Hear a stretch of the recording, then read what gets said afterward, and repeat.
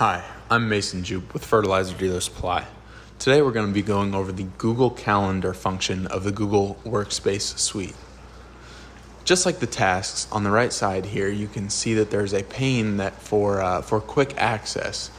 So as we can see here, we can go ahead and click on the calendar, and it's going to bring up this pane on the right-hand side and give us a snapshot of our daily view here.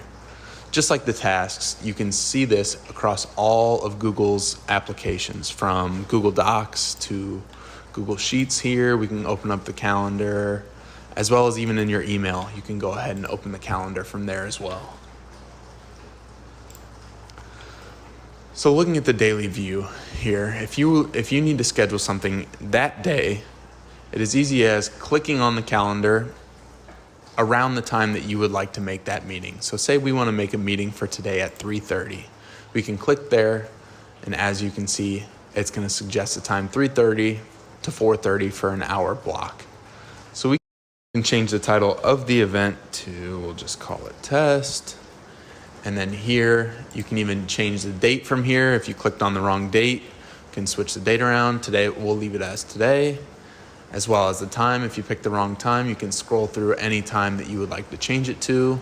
So we'll leave it at, say we wanted that meeting at 3. We'll change it to 3. It'll automatically default to the hour block, so it'll change that to 4 p.m. And if we would like to change that, we can also scroll through that and find a different time. As well as if it is an all-day event, you can go ahead and select all day, and it's just going to block off the entire day for whatever you named that event. For now, we'll leave it from 3 to 4 p.m. You can also change the time zone as well. For now, we're going to leave it in Central Time. You can also set this to repeat either weekly, daily, monthly, however often, or you can select custom, and you can make it however often you want. If you want to do every weekday, just every Thursday, or never repeat. So we'll go ahead and hit cancel, so it does not repeat. And then from here, you can also add guests. So if you would like to invite others to this meeting, if you're going to do a conference with a Google Meet invite, you can do that as well.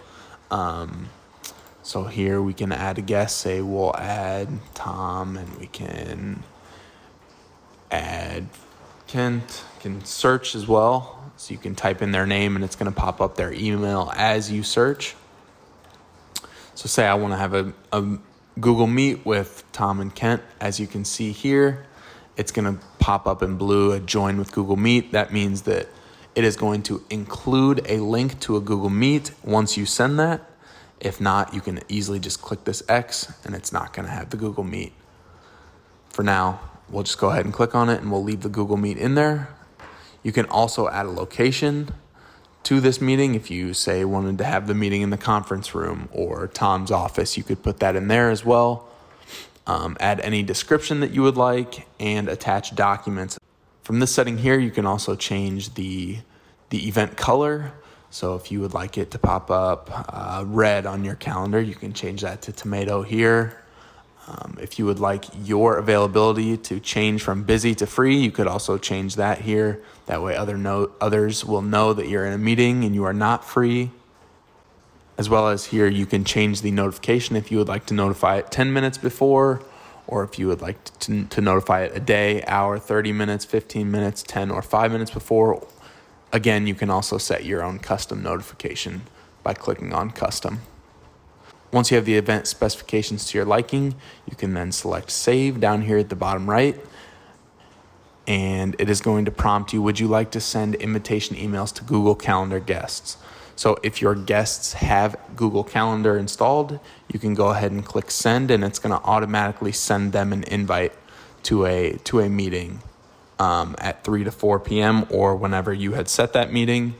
And they will be able to simply click on a yes or no option, and if they click yes or no, it will send you an email of their response as well. That way you know that they have been notified and they are either attending the meeting or not available to attend the meeting. So now say 3 o'clock rolls around and I would like to hop on the Google Meet to meet with Tom and Kent here. I can just go ahead and open my calendar and click on that event. And then here it's going to have the link that I can automatically select. It's going to open a new tab and take me right to the Google Meet that I need to be in. As well as if you were just going to join by phone, here you can see it gives you the phone number to call, as well as the PIN that it is going to ask for you to type in to be able to join that meeting. There are multiple ways that you can look at the calendar, whether it is on the pane view here on the right-hand side and open up and take a look at the daily view. If you would like to see a larger schedule, maybe a monthly view or a yearly view, you can select that in the top right corner, and it's going to go ahead and take you to a new tab and open the actual Google Calendar website here, as you can see. And this is your own personal Google Calendar. The same function on the daily view. If you would like to schedule something, say for this Saturday, you can go ahead and click on it, and it's going to go ahead and pop up a window here for you to go ahead and set that event, whether it's an out of office reminder, a task, a reminder, appointment slot, whichever event you would like to schedule. You can go ahead and add that to your likings, just like we just went through on the window pane view. So for now, we'll exit out of that. You can also change the view up here from daily to weekly to monthly, to as well as yearly, and customize those as you would like. Here on the left-hand side, you can see you can choose to include either your events here. If I unselect those, you see it's going to take away my events that I scheduled, and I can add them back just by selecting that. It's going to show you birthdays, reminders, tasks, and all of those are available to be hid from your calendar, or you can keep them in the view there. Overall, Google Calendar is a very user-friendly platform to be able to schedule meetings, video conference calls, all sorts of things that you would need, just from a few clicks of the mouse.